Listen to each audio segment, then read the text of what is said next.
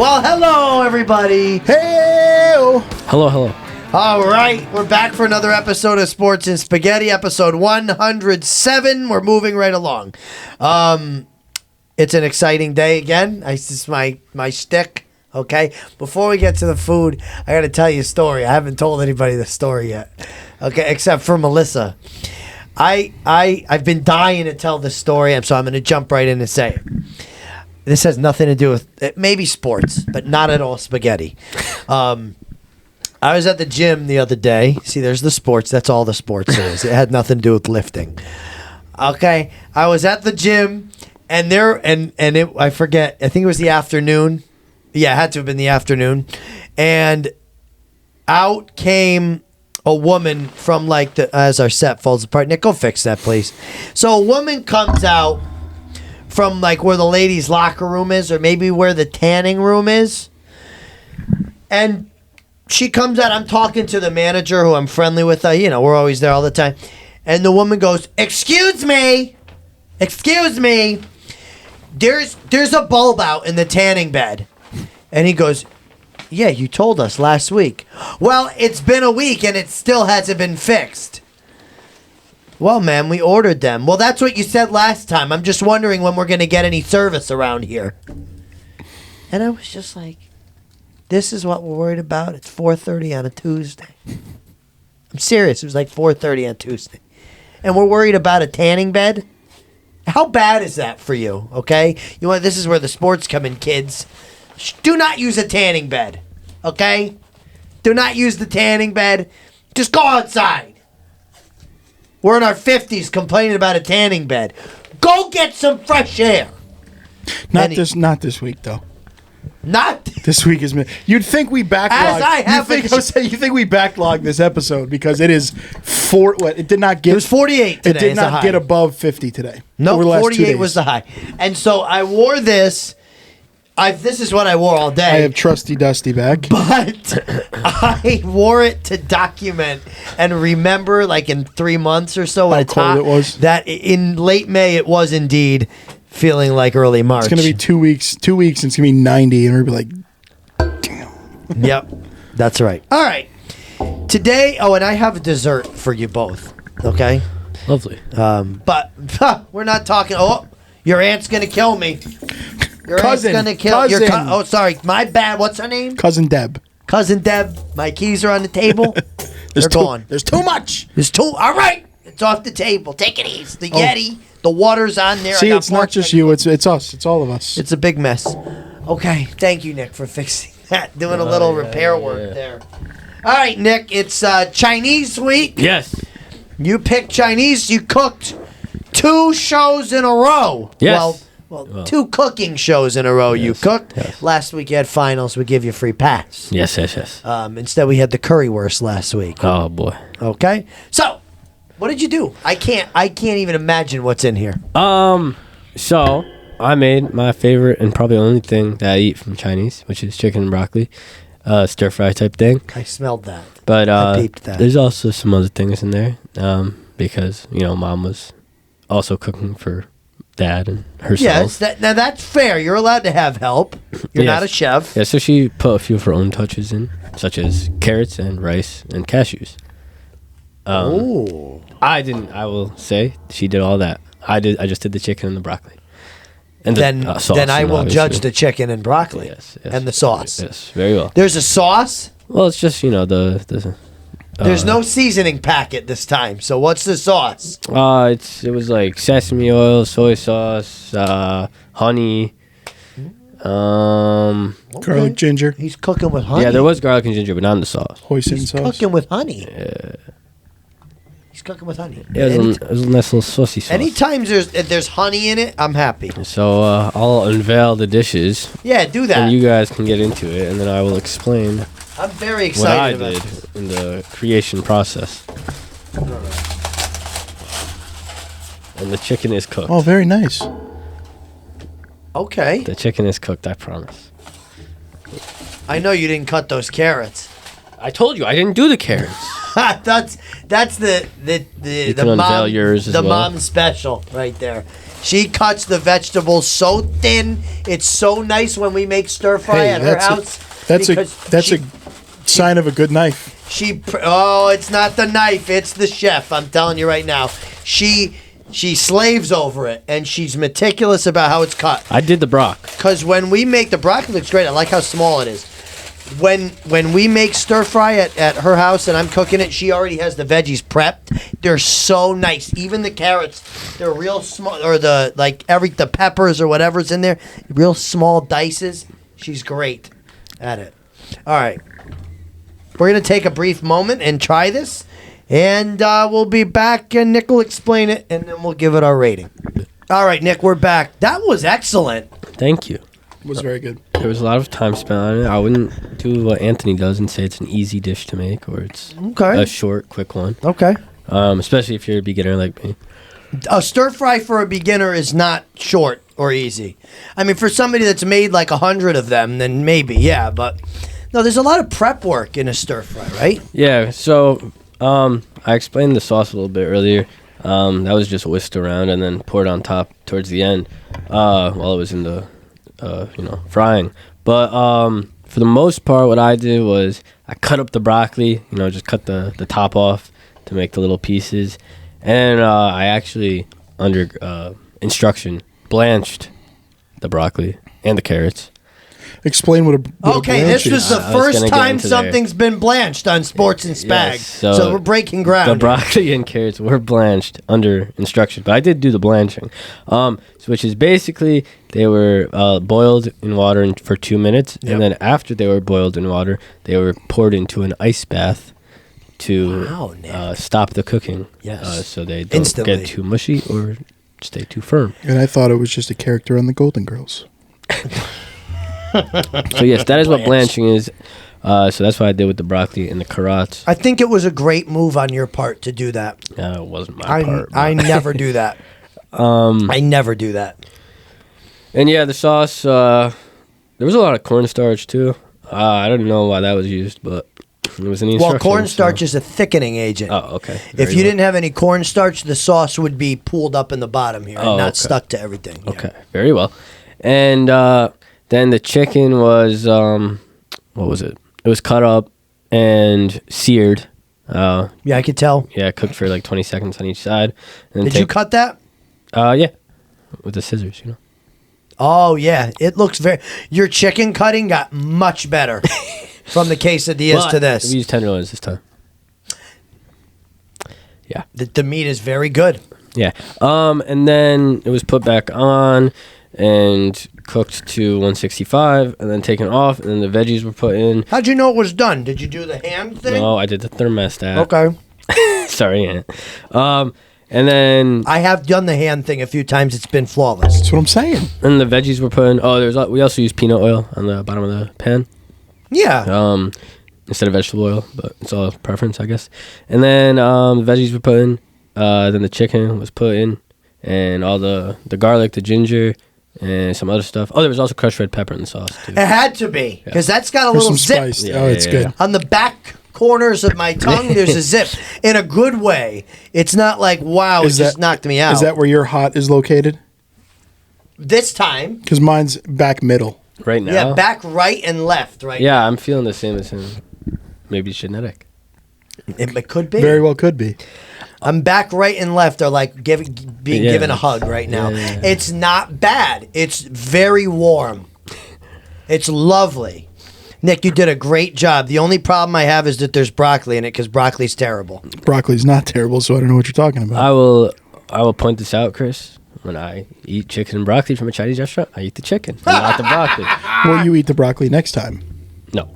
So Nick, you tried it for the first Try time. broccoli for the first time. So I'll give a separate rating on the broccoli in general. Texture's trash, Oh, it's awful. but the taste is fine. See, I like the honestly. texture though. How can you like mush? It's not mush. It tastes like none a of wet it's dream. none of it's mush. Top half is like mush, but bottom half is like crunchy, and it doesn't make sense. You to know me. what? I like broccoli when it's roasted and it's crispy. I had that today. Yeah. Now that when Melissa doesn't like this, but I do it When if it gets she's a little not, burnt. Yes, when the tops of the trees You get a little bit black. So, you guys do not eat broccoli like in two separate parts? Like, do you not eat the tree first and then the... I don't eat it. I don't eat it. Because I hate it. It's funny that you think it's your favorite because I think it's one of my least favorites. I think we had this conversation back in our vegetable episode. Yeah. Yeah, I called it an abomination. Yeah, I think you did. I don't know. I like broccoli. Chicken and broccoli is... Okay, so chicken and broccoli was my go-to at Chinese restaurants because that's what my mom always got and that's what I would get as a kid. I've come around to beef and broccoli. You know what? I didn't eat a lot of beef at Chinese restaurants before I was an adult because it was always chicken and broccoli for me, and that was great. But I like the different types of beef they have to offer at most restaurants. Yeah, no, I've become more of a broccoli and beef guy. You know what I get a lot? I get the Kung Pao. Never had Kung Pao chicken. It's not as... So a lot of people think it's like blow your head off spicy. It's not. It's just the flavor of the sauce. It's good. I'm a Szechuan chicken and there's guy. peanuts in the Kung Pao, and I like that. I've never had Szechuan. Szechuan is good. What is it? That is blow your head off hot. Okay. It's just spicy. Szechuan peppers and such. That's good. And then the General Tso is good. Yeah. I've had orange classic. and I wasn't a fan. What? Where did you have it though? At like the most expensive Chinese restaurant in New York City. What'd you have? Orange chicken. And you didn't like it? Orange chicken's got an interesting flavor, but you know what one I really like and Melissa gets is sweet and sour chicken. I like a the good one, little too. chicken dumpies. Yes. Dumpies. Yeah, those are good. Right? They're like that beer batter almost. I don't know what they use, but it's not like breaded. It's a tempura. It's a tempura batter. Tempura. Thank you. It's just fabulous. Fabulous with the sauce. Oh my God. You could just pile drive them into your mouth all. And they like, you could gather up 2,000 calories in about one In a dish. snap, yeah. Yeah. And then you get that sweet and sour sauce. You know what the main ingredient in sweet and sour sauce is? Ketchup. Apricot. That's the flavor you're tasting. I've made sweet and sour sauce like 30 times, and I've never used an apricot. Well, it's an apricot, but it's the OG like Chinese sweet and Look it sour. up. Oh I no, want- I'm sorry. I'm lying. That's duck sauce. I was going to say, because I've made it, and ketchup is the main ingredient, and vinegar. Well, Yeah, I made the what's it called? The what was that wing sauce I made? DC mumbo sauce. Yeah. He's anyway. broccoli, I'm going to give a 3, by the way. Wow, it's higher than gnocchi. It's better than a gnocchi. Oh, I think it's so much worse. What are you giving your stir fry? I'm going to give it... Yo, I'm actually kind of proud. You should be absolutely I'm proud going of to give this. it an 8.6. That's a solid score. Christopher? 8-1. I really liked it. Nick, I'm going to tell you something. The only thing that I would change is the rice. I said I didn't make it. I'm just telling you in terms of the dish. I would just change the rice. It's softer than I would like it. That's not... I'm just saying. And it's chicken and broccoli, which I'll never give a 10 because there's broccoli in it. What did I say? 8-1? 8-1. 8-1. I'm gonna go steady, above average, 7. 7 flat. Very well. It's gonna bring our total to 7.90, which is on par with Coker's Crunch Wrap, the Meatball Sub. What do I have to do to get it higher than the Crunch Wrap?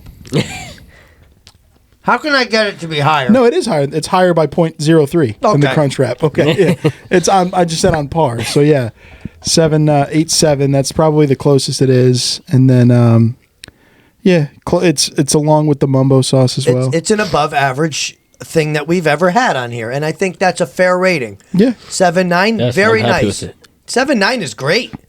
You've delivered 2 excellent foods. He's going back to back with an 8.6 and a 7.9. Nick, you're above an 8 on Thank the you. average, all right? And truly, we're not just being nice, because if it sucked, I would have told you.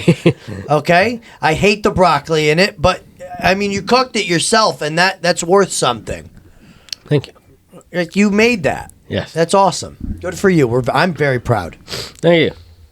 Thank you Next both. week, We're back to old A Nasty, and it is Down South Barbecue Week. I can't wait. I cannot wait for it. I can't wait for it. I'm very excited. I'm gonna do a couple different things, I think. That's going to be fun. It's going to be fun, just like these all have been. I love this globe on the stove. This was an idea that we thought of back in February, and I've had so much fun. Came to fruition. I think this might have to be a yearly thing. Oh, absolutely. And we pick all new ones next year. Yeah. This is so fun. I don't care if you hate it. I like it. It's my show. Keeps it fresh. It's our show. All right. Anyway, very good. Thanks. Very good. Speaking of par, I got 2 pars yesterday. Oh yeah, talk about the golf. So you played golf yesterday I went in to the Oxford. freezing cold. Yeah, I brought hand warmers. I was wearing Under Armour. It was weathering. It was a little I have cold. a good story about Oxford golf course when you're done. Yeah, I had 2 pars, shot a 105. Nice. I had a little trouble on the back. 105's not bad. Yeah, but I like that course. It was a fun. You know what I got a problem with? I know you're going to tell your story in a minute. I played golf on Sunday. I shot a 100, which was way better than the 116 I shot with Nick. I threw a couple clubs. I threw one into a hedge. I got to go in the hedge and retrieve it. What's the difference between a hedge and a shrub? The hedge was impenetrable. It was. It was tall. It was tall and it was taller dense. than us. It was dense, Anthony. I was searching for minutes. Yeah, there was an explosion, and the club was thrown, and I shot the ball and I didn't realize the group in front of us was still hitting because I was so annoyed. And then the idiot we were playing with goes, "Oh, I didn't know. Oh, they're still playing." And I was like, "Oh," and I threw into the hedge. Yes, and I was just trying to not look at him because it was just going to make me laugh, and it would have made him be madder. And then I turned around and I shot 16 strokes better 6 days later. Nice. My buddy was like, "You got to look at him real quick." And I took a look back, and his head is just in the hedge. And I almost lost it. I was in the hedge. I was in it. So 2 pars, huh? Yes, it was a fun course. I had a birdie on Sunday. My second birdie of the year. I had I never birdie holes. Anyway. So Oxford golf course, I've only golfed it once, and it was the beginning of the season 5 years ago. I was with Wyckoff, Eli, and I don't know if you know Jada, but I was with Jada. And wet. Cheerleader Jada? No. It was very wet yesterday. Yeah, too. and they don't. Maybe it's just that course, but I feel like they don't irrigate it well. Yep. So everything is like pools of water. Yep. So I'm walking, and it's like I said, it's first time I'm going. It's decently warm, but it's wet. So I'm wearing shorts, and I'm wearing a brand new golf polo. You've seen it before. It's the one like the Westcon colors where it fades from blue to orange. Yeah. So I'm wearing that, and I just have sneakers and I have golf shoes at the time. So I'm walking and I step and I start to slide. And it was either I ruined the brand new shirt that Jules just bought me the day before, or I just try to stay upright. So what I did is I ended up staying upright, blew the crotch directly out of my shorts. Yes, that's the Oxford story. I played, I think it was 16 holes with just a blown crotch. And he had a nut hanging out the whole time when he was playing golf. He's lining up for the shot with an elephant. Yeah, that's the Oxford golf story. Oh, my God. So it's, yeah. That's lovely. Blew the crotch out of my shorts. I did a few funny. Webby Cup rounds there, which is the tournament I do every August with my buddies. And it's a tough course, and it's overpriced. So, Chris, year after year, are you consistently winning Webby Cups? I have not won since 2022. So my team has lost 2 years in a row after winning in 22. We have a really strong team. Our team name this year is The Boys Are Buzzing, and we're going to get a few of those teammates in here before August. I've already been talking to them, and they want to come on the podcast and talk about golf because that's all they do is they watch golf.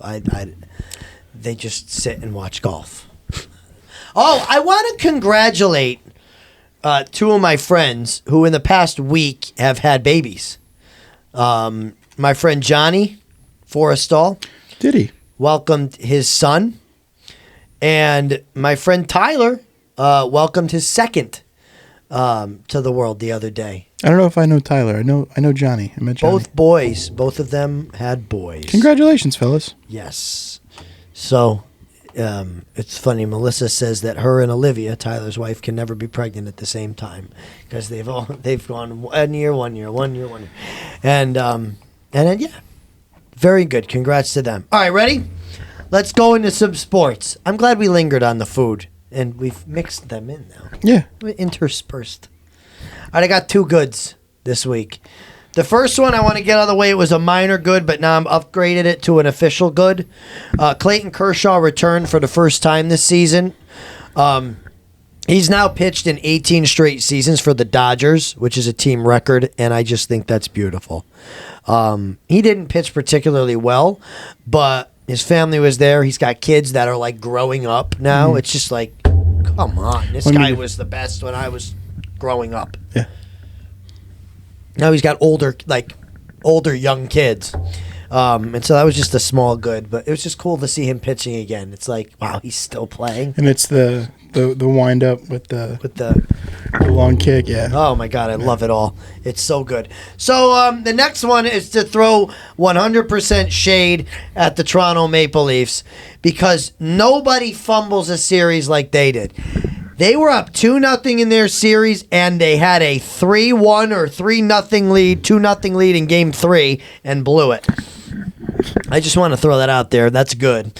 But the other good thing about that is Brad Marchand, the little ball of hate, who is the only player in NHL history to beat the same franchise 5 times in a winner-take-all game. That's awesome. And everybody, the fan base has imploded. Well, did you see every year? And Shanahan is not coming back as GM of the team. Mitch Marner's played his last game. Johnny Toronto might be out the door. Fraudulent. Terrible player. Did you see what Brad Marchand said after he eliminated the Maple Leafs again? What did he say? He stated about the Toronto Maple Leafs. Yeah. They are getting crucified by the media and their fans, and the pressure that they face is not justified. Well, they're still going to face it, and I love it. When you see the pressure Toronto faces, the fans and the media just beat the pressure into this team. Yes. It's awesome. Oh, my God. The fans are just absolutely losing their minds. They're just, Paul Bissonnette has lost it. Biz lost. And then last night against, with the Oiler game, he lost it on that game too. Mm-hmm. I did as well. I fell asleep and it was 3-1 and I was excited. And I was like, yippee. Same. I woke up and they hung a 4 spot in the third period. Like, Stu, what are you doing? It wasn't ultimately Stu, but stop a puck, okay? Pickard's still out. That's the worst thing that could happen. Anyway, that was the other good. Now let's talk about the bad. And this is astonishing to me. All right, this stat that I'm about to drop is findable, it's advertised, and when these kind of stats leak their way out into the world, the team that it's against starts to feel it even more.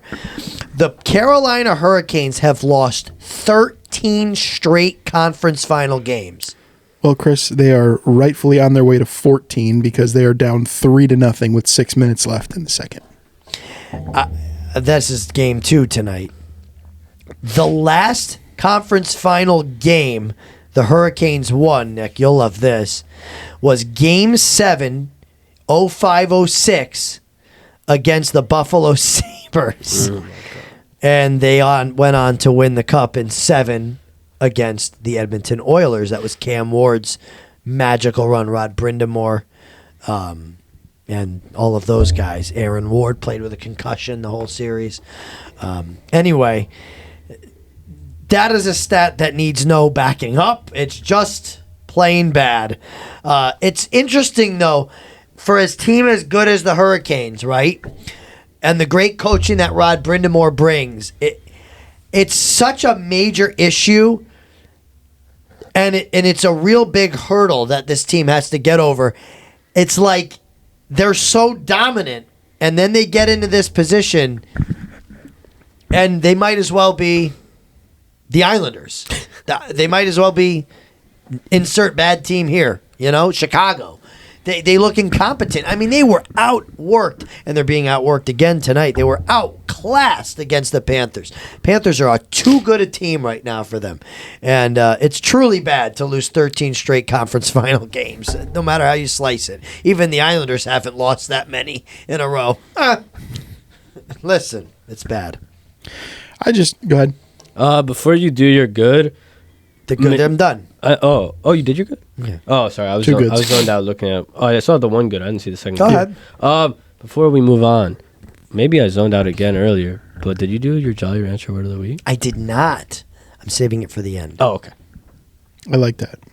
Yes. You know, I was thinking, you only hand out the amount of Jolly Ranchers as we have views.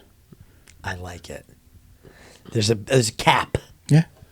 So if you want your chance, get that viewing. That's right. I like it. All right, it's time for an argument.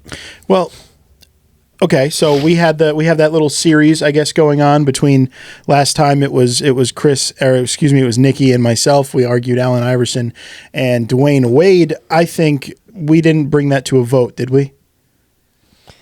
No. I think I was bodied in that. Yeah. I think most people would agree with Nicky on that it's D Wade. They did on TikTok. Okay, so there was a did, vote. yeah. There was a vote. So I got bodied on that. Did you know that Mike Trout also won the vote on whose prime was better on Did he? TikTok? Yeah. By a very slim margin. It's wrong, but okay. Judge is on his way to his third straight MVP, but okay. He truly is. Okay, so we are going to keep the rivalries going. We're gonna pit brother against brother, and we're gonna go with two hockey players. We're gonna go with two big. I don't want to call them enforcers, but we can call them enforcers. Not the cleanest players in the NHL. We are going to be debating. In this corner, we have Evander Kane, and in this corner we have Tom Wilson. Boy, two pretty much scumbags. And I want to see you guys go after it. Right? Scummy. Yes, They're both very, pretty very, scummy. The first thing we need to get out of the way here, okay, is that one of them's a really good dad and one of them is a really awful dad. And that will be brought up multiple times today. I'm just letting you know. And Tom Wilson is not the bad dad, okay? He's present. He's excited about his kid. He's not trying to ruin his kid. I just want to throw that out there. There's my opening volley. Go ahead, Nick. That's your volley? Yep. You want to talk about things that don't even have to do with them as players? Yeah. How about talk about the strides Evander Kane made at races in the NHL? Okay. His contributions to founding the Hockey Diversity Alliance to Okay. combat racism and intolerance in hockey. You want to talk about things That's outside great. of hockey? I can talk about things outside of hockey. I'm going You want to to. talk about being a bad father? I'll talk about being good for the sport. Okay, talk about being good for the sport, That's because I'm being going to good talk for the about something sport. else. That's being good for the sport. He co-founded that. That's great. He co-founded that. Yeah, you know what else he co-founded? Well, tell me. Assault cases, What fake does that have to do COVID with hockey? cards, What does that have to do with hockey? bankruptcy, $26 million in the can. So you have no empathy. Why would I have... Okay.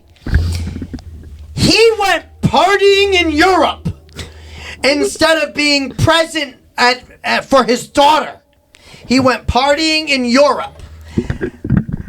I don't know any good dad that would do that. Not one. Not this dad. And there's only one in the room currently. I'm not saying anything about that. Currently, at this time, I'm the only dad in the room. Did you ask him why he did it? Who? Evander Kane. I don't care. Here's the problem. I don't care why he did it. He wasn't there for his kid. He wasn't over there playing hockey, I'll tell you that. He was sniffing coke out of a stripper. Out of a stripper? Not off. the That would be stripper. impressive. He has a Hoover over there. Rebuttal. Anyways, can we look at the point totals? Sure. Yeah. Who has more? Evander came by a ton. So he's more valuable. Yes. That no? is absolutely not no, true. That's not true. Okay. He is Analyze not that. more valuable because points he's got a minus 50 career plus minus, which is not helping things, I'll tell you that much. Should we talk about the teams they're on? Absolutely. Evander Kane is on one of the best offensive teams in the NHL. Oh, brother. For the majority of his career. He played on the San Jose Sharks when they were a legitimate cup threat. Ay, ay, ay. He Did they also not played go to on the them cup? when they were garbage. Yeah, he did. Okay. Okay. Tom Wilson's played on the Caps when they were garbage. Oh my. Yeah, and he also played when they went to the Cup. He did. So he's got a plus 32 rating as a grinder, as a fourth Plus liner minus most of his means career. nothing. Plus minus means Does it? nothing. It's a team stat. So if we're talking, It's plus minus a team stat, Nick. yes. if we, Explain In hockey, it is. Plus minus is an individual stat. No. That means when he's on the ice, the Yes, puck I goes know in the it's goal. an individual stat, but in hockey, it is not just on him. It's not his fault. Most of the time, it's not just on him that they got scored on. Tom Wilson was also the only player in NHL history to score 30 goals or more and have 100 penalty minutes in the same season. So you want to talk about value, he's an enforcer and he scores. so I'm glad you brought that up. So my next question is the mediator here. Evander Kane has more goals, but Tom Wilson has more hits and penalty kill time. Which metrics matter more in evaluating a forward, a powerful forward? Look, I think that the offensive threat that Evander Kane brings is undeniable. Okay, I will say that, especially in the playoffs. You want to look at his playoff scoring the last few years with the Oilers since COVID, since he joined the team, and Connor McDavid was outspoken in vouching for him and saying, I don't care about his past, I want to see him as a player. He has really answered the bell, has Kane, in the playoffs. But in general, I don't think there's a way you could say that Tom Wilson isn't more valuable because as we saw, there was a hit, okay? A hit last series that literally led to a game-winning goal for the Washington Capitals, okay? Okay. In the series they won in the first round. Yeah, very well. And you're going to see it right here. So, there's that. So do you want to talk about all the times that he's been off the ice, for how many times he's gotten suspended? I have it on here that he's a known scumbag. A lot of dirty plays. Yeah, so that's very valuable, being off the ice for your team by getting suspended multiple times for high sticking people in the face. Well, it's better than Good getting father, suspended but- 21 games for submitting a fake COVID card. Is it? Scummy behavior. Smacking someone in the face, cross-checking people in the head, that's better than that? It's better than partying in Europe instead of being present as a dad. Not in hockey. This is hockey plays, though. You want to Not talk in about hockey. being on the ice. Not in hockey. Yeah, I'm talking about the ice. You're talking about The guy, Europe. the You're guy's talking- made $51 Do we play hockey million in his Europe? career. Do we play hockey in Europe? Yes? No.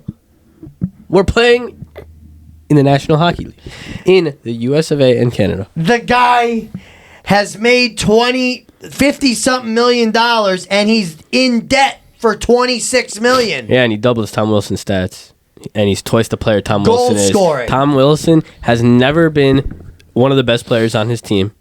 He was an ever. all-star in 23-24. He was doesn't- second on the team in does goal not- scoring this year. That does not mean nothing to me. He's never been the best player on his team. He's never been the most valuable player on his team. You don't have anything to say about that? I'm waiting for the next note. I have plenty.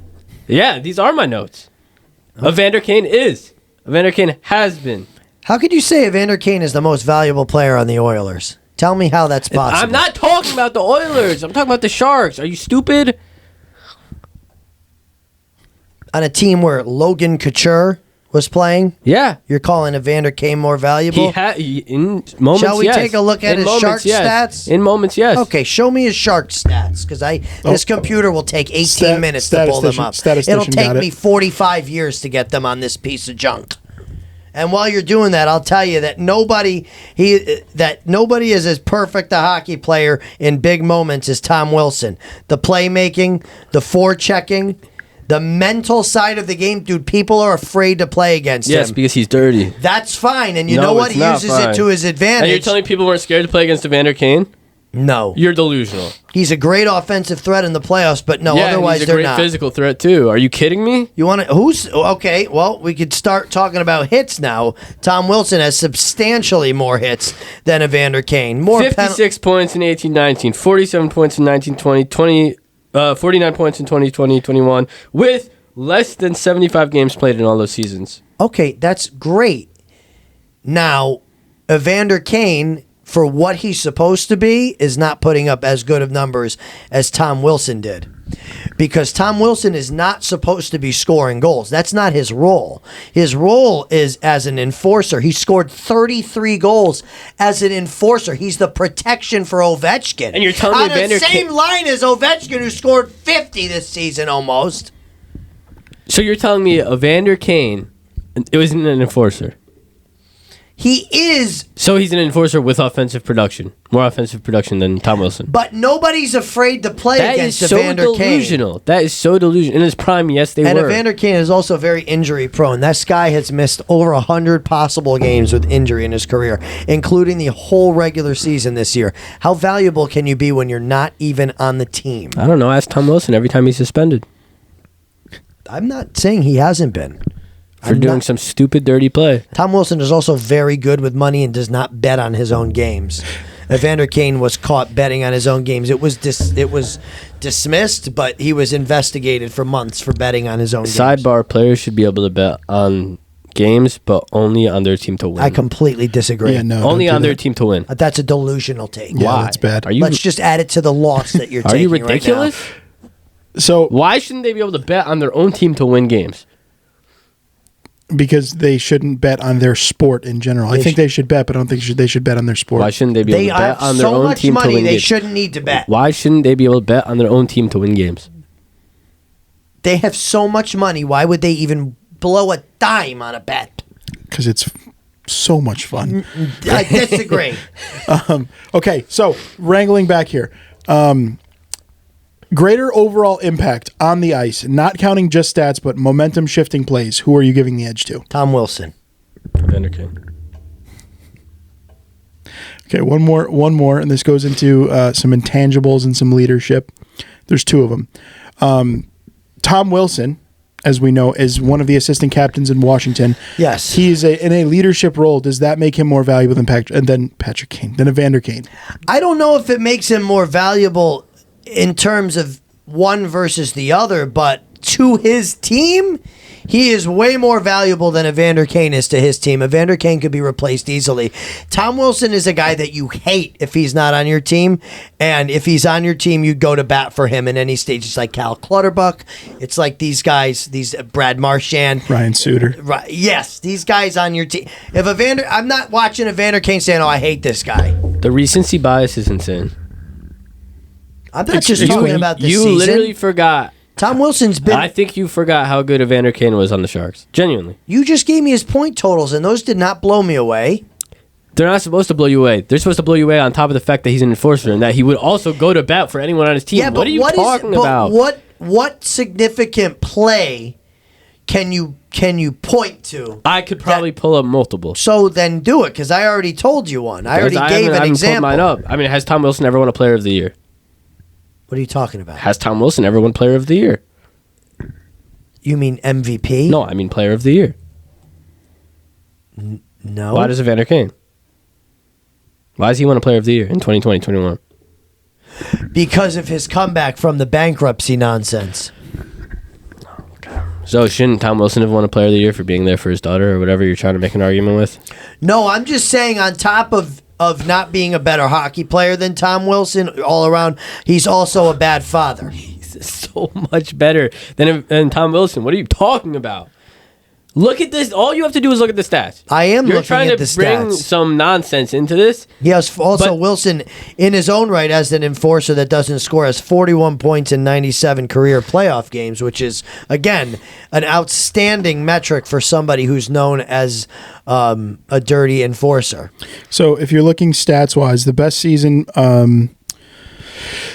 Evander Kane ever had was 2011-2012 when he was with Winnipeg. He was 20 years old, 57 points, 30 goals, 27 assists. The next time he got close to that was when he was with San Jose in 2018-2019. Yep. So he wasn't with San Jose when they made the cup run, but he was there for their finals runs. Yeah. The 2018-19 season, he had 30 goals, 26 assists. He actually had 153 penalty minutes, which was the most in his career. And I think if you're looking at season for season, I would take Evander Kane's 2018-2019 season over any of Tom Wilson's. including the 33-goal, 100 penalty minute season by Tom Wilson this year, when he was a plus 10? All right, should we talk about last year when Evander Kane also put up more points than Tom Wilson again? If you want to talk about points, Evander Kane's got the edge. There's no way you can deny the offensive abilities of Evander Kane. He is a goal scorer.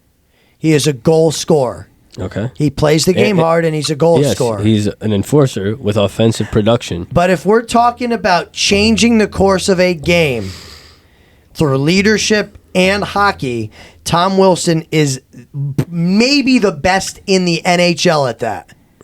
At changing a game with their style of play. There are not many players who can change a game but without being goal scorers, and Tom Wilson is one of the only ones that I could think of that can do that. Who's that? Not Ryan Reeves. Who's that irrelevant guy from the Rangers? That Rempe? Yeah. Tom Wilson is a good version of Rempe. Evander Kane is a good version of Reeves. I would take Reeves over Rempe every day of my life. Matt Rempe should look up to Tom Wilson and model his game after his. Because you know what? Brad Marchand also said this. Sometimes he's made questionable plays. He's a dirty player as well, Marchand. He licked a guy on the Lightning because the clown. But at the same time, he said, if I didn't do that, you'd never know who I was. And you know what? What? Tom Wilson has made a living being that player while also being very effective and a leader for his team and a great dad. That's like saying if I don't know, Josh Giddey never did what he did, then Ant wouldn't know who he is. Like, I can't believe he worked him in. I can't believe it. He should win the debate just based on that. That is phenomenal. And it was well played. That was Nicky, fantastic. Dude, you are on the last month. You're on that fire. Was maybe your best moment in the history of this show. I was waiting. I didn't know where it was going to get snuck in. I'll call it a tie. Just based on that. That is fantastic. I will call it a tie. Listen, both players. Debates aside, they are both very important to their team. Very important to their team. And I got to say that when I was doing this, automatically when I think of Evander Kane, I think of playoffs. Yeah. I don't think of playoffs when I think of Tom Wilson. I think of leadership and I think of hard play. Yeah. But Evander Kane, when it comes time for playoffs, which is arguably more important, right? I mean, but he doesn't have a cup. He doesn't have the cup. And Wilson does. We didn't have to get to that, but scoring-wise, from a player you don't expect to score a lot, he's unguarded a lot because teams are so worried about Draisaitl and McDavid. Yeah. Okay, and Zach Hyman when he's healthy. And so Kane just slips by everybody, especially when they play Vegas. Boy, does he feast on Vegas, interestingly enough, because he does the opposite of that when he's gambling. But all of that aside, that was a fun one to do. Yes. And now, Nick, we're going to take a back seat because Anthony's going to talk about Juan Soto. And boy, do I love this. So before I get to Soto, I do want to give some relatively recent news. I don't know if you saw it last night. If it had to do with the Yankees and Soto, I did. It had to do with the Dallas Stars and the Edmonton Oilers, and it had to do with 6'7", 231-pound enforcer defenseman Leon Bichelle. He completely turtled against Corey Perry. Oh boy! It was a brawl. Corey Perry has a potential to be a scumbag. It was at the end of the game a huge brawl. If you are the enforcer on a team and you turtle, AHL for against an old man. Hey, he's 40. This kid is 21 years old. He was born in 2004. He makes you seem old. I'm pretty sure Corey Perry was in the league in 2004. Probably. I think he came in 05. But that's an all-time bad of the week. Leon Bichelle, it's horrendous. It's horrendous. How are you going to be like, don't hit me? 6'7", and it's playoffs. Let's 6'7". be honest. 6'7", 231. 6'7". You're old. You're old. It's okay. It's brain rot. It's old. Oh, got it. It's old. Okay, so anyway, I want to set you up for this. So I just don't want to say, go ahead.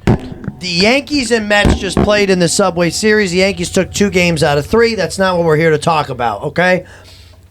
We're happy that the Yankees did that. What we are here to talk about is the one hit that Juan Soto had, the lack of hustle that he's had, and just the general overcast on his life, seemingly, in the past week. And the turning down of the being mic'd up while at Yankee Stadium. It's just not looking good for Juan. Anthony, take it away. I can't wait. So I'm going to start with... This will be on TikTok. I'm going to start with an old song written, and it's a single by David Allan Coe. And it is called Mona Lisa Lost Her Smile. I'm going to rewrite it, and call it Soto Lisa Lost His Smile. Why do you say Soto? Juan Soto. This is the best. This is the best thing that could have happened as a Yankee fan. Now, granted, could he absolutely blow up in the next 2 months? Of course, he's Juan Soto. But the sheer look of I don't want to be here. Oh yeah, dude. He looks like he is at a job right now that he can't stand. Oh yeah, he looks like me during my internship. He looks like he doesn't want to be there. It looks like he's going through the motions, and for what he did to the Yankee fans, for what he did to the Yankees franchise, it is poetry. Well, what I don't understand is why is it coming out now that he's saying that he didn't want to leave? So that was a speculation from Michael Kay. I think he said it on The Fan. Yes. And it was a big quote that it was, I guess it's pretty well known around the league that Juan Soto did not want to leave the Yankees. He wanted to stay with the Yankees, but his family wanted him to play for the Mets. And because of that, he signed with the Mets. And it's, I mean, the only times he looked happy in that series were when he was talking to the Yankees. literally. Yeah. Literally the only smiles. And he came over to go see Judge, and Judge, the first game, Judge totally ignored him. And he walked over, and then you saw him kind of the smile go away, and he just turned and walked away quietly. It was perfect. It's not your, this ain't your team, bro. And he came out, and I think the parody, right? So we're gonna talk. Let's talk about Soto. He's not a Robinson Cano. That hurt when he left.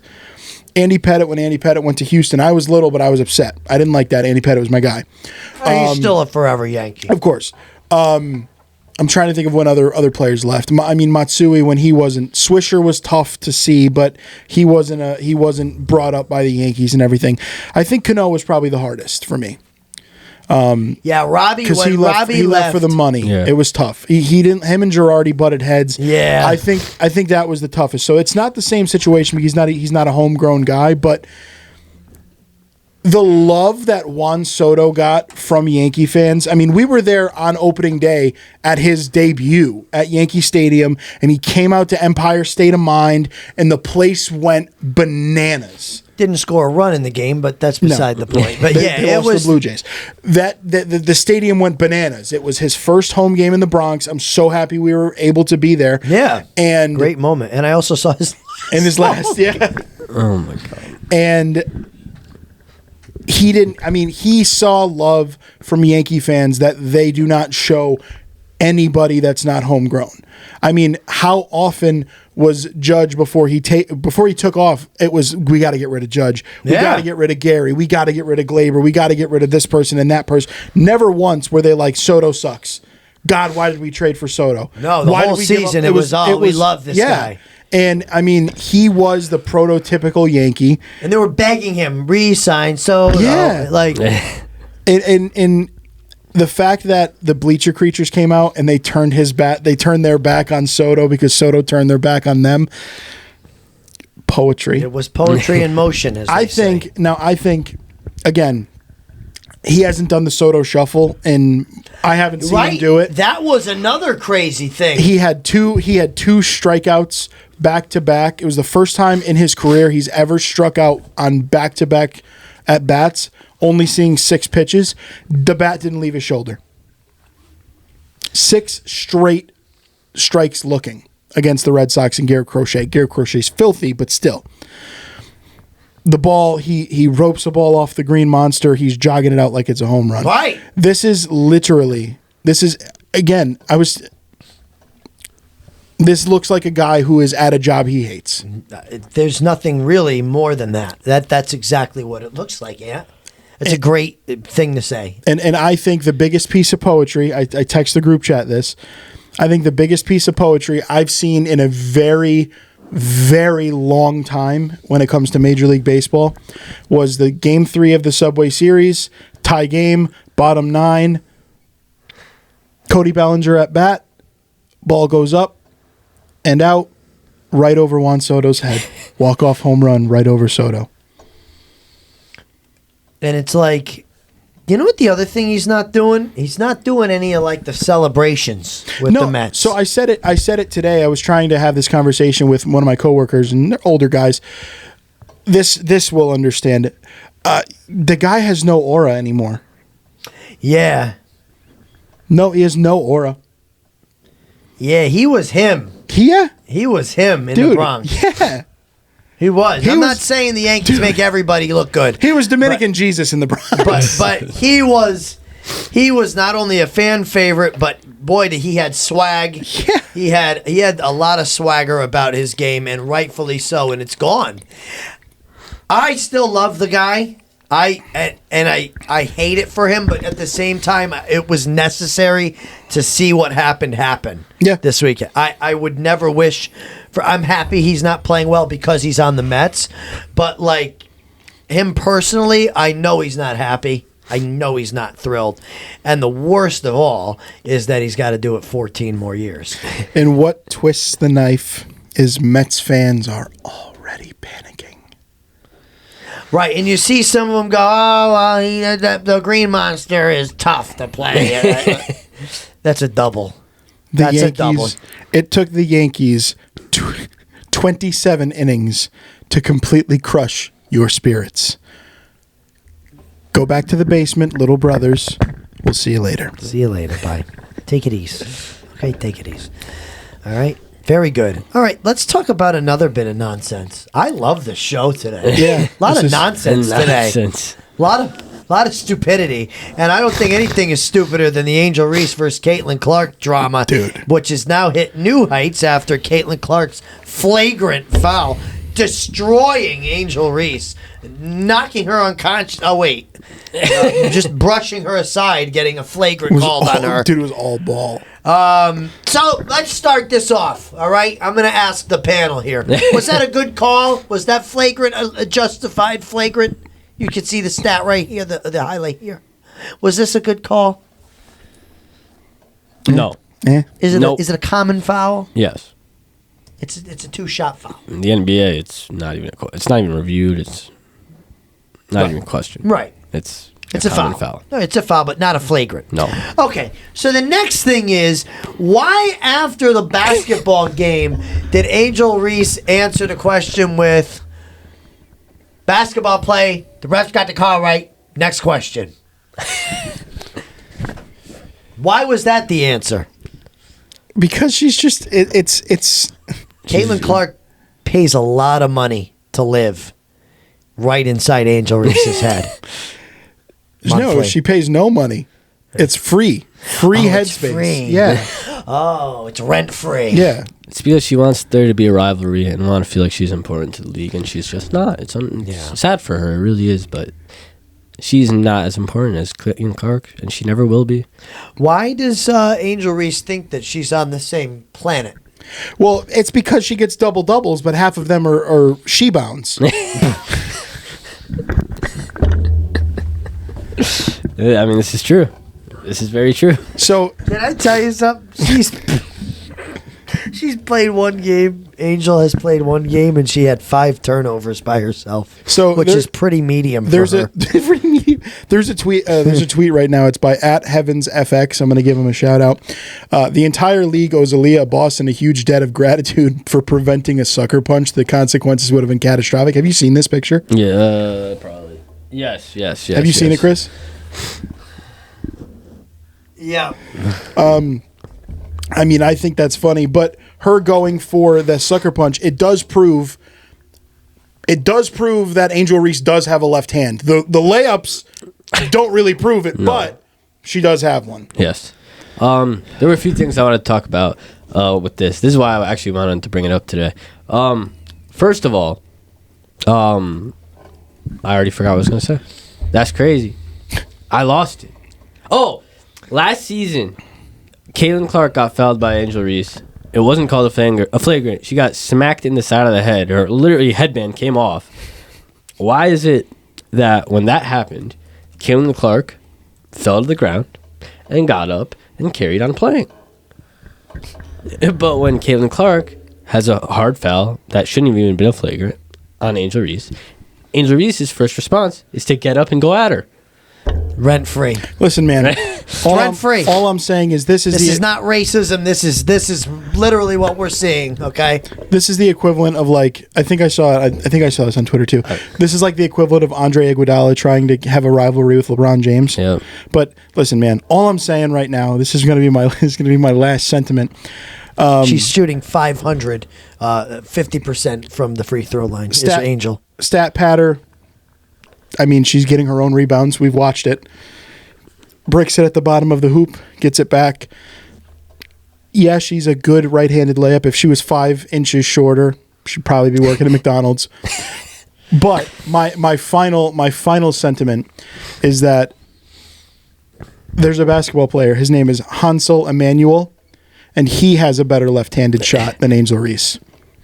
I know who he is. And if you don't know, look him up. Yes. We will not explain. My last sentiment is this. I did research after I saw all the race allegations and this and that, and I really wanted to know, is Angel Reese good or not? Like, or are we actually being racist? Like, what's going on here? Still a better left-handed shot than Angel Reese. Yeah. So, I went online and I looked up Angel Reese's average within 5 feet of the basket, her percentage compared to the rest of the league. I think I broke Chris. I think you did too. Angel Reese is shooting 10% below league average from within 5 feet of the basket. It's insane. That's like something one of the kids will show me at the end of the day. It's like They're talking about their classmates and they'll be like, context. this is what she looks like. And it's like Ed from Good Burger. And I'm like, oh no. She's shooting around 40% from within 5 feet from the basket. So I took it a step further. And I said, well, maybe it's not racism. Maybe it's sexism. So let me go look in the NBA for some stats here. So I looked up which centers have had the worst field goal percentage in NBA history from within 5 feet of the basket. And I found 4. 3 of them were around 50%. It was people like Andre Drummond, Kelly Olynyk, these guys, right? Not the greatest centers, but, you know, they were similar comps. Drummond was all right. Yeah, they were comps to Angel Reese. A lot of rebounds, points within 5 feet of the basket. And then there was one standout guy from like the 1940s who shot 27% from within 5 feet of the basket in the NBA in the like 1940s. And so she's shooting 10% below the worst players in NBA history from within 5 feet of the basket, aside from this one person that shot 27% in the 1940s. So she is actually just terrible at basketball, and I don't want to hear anyone saying anything about racism about it. She's just bad.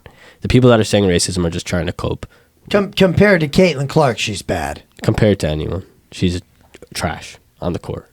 So she's creating a rivalry. Yes. There's really no rivalry. No. And the people that say that, oh, she won a ring in college and Caitlin Clark didn't, they should honestly just, I don't know, I can't say these things on air, but they should just go away. Execution. Forever. Yeah. Execution. They should permanently go away from this world. It's literally ridiculous. It all came back to the people are watching WNBA not just because of one person. So a reporter asked her that again at the end of the game, and she didn't even let him finish the question of him quoting her. It was like, next question. Yep, that's all she said. She said, next question. Oh, Angel.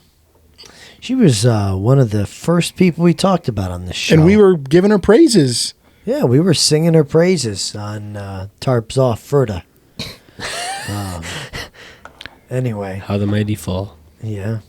Grammys Grinders of the Week, and I went first last week, and so somebody else go first this week. You got yours, Nick? I do have mine. I'm changing mine, by the way. I've changed. Wait. Almost at it. All right. I've been in a very golfy mood lately, so I picked a golfer. Bryson DeChambeau is my Grammys what did Grinder of the Bryson Week. do now? He made the biggest move in this week's rankings, climbing 5 spots to return to the top 10, following his runner-up finish in the PGA Championship. He also joined Scheffler as the only player to finish inside the top 5 at both the Masters and the PGA Championship this year, and his 5th top 6 finish at a major championship in the last 6 majors. Bryson's really playing good golf. I follow him on Instagram. Yeah. He's a fun guy to He follow. is. He did a series where every day he tried to make a shot, a hole-in-one over his house. And he finally did it. And that's great content. Yeah. That is so fun. He's bringing so much following to the sport. Yeah. He's making it a fun sport to follow. So I've been He following is. him, and that's why he's my Grammys Grinder. DeChambeau, good job. Fun fact about Scotty Scheffler, he has more wins in the last 2 years in the Carolina Panthers. And more, well, maybe not more arrests, but. I don't know. 1, but all right. My Grammys Grinder this week is, I talked about him before, Mr. Cody Bellinger. He's on a 15-game hitting streak. Just awesome. Cody Bellinger, during that streak, is hitting 377, 441 OPS, 689 slugging. I'm sorry, 441 slugging, 689 OPS, with 5 home runs, 13 RBIs. This is a career long for Bellinger and the longest active streak in the MLB. In this span, he has also raised his OPS from 614 to 806. This guy is doing exactly what the Yankees are paying him to do. He's playing really good outfield defense when they have him out there. He is a really good left-handed bat, usually behind Aaron Judge. They're doing Cody Bellinger, Grammys Grinder of the Week. Listen, he had potential to be a bust. And he is anything but. I mean, he's putting up Juan Soto numbers lately. Let's compare, actually. Yeah, I mean, he's putting up. We might as well, while we're here, Whilst, if we're in England. Okay, as Sabrina and Peppa would say. By the way, congratulations to Peppa. She's the honorable Grammys Grinder. she's a big sister She's now, right? another again.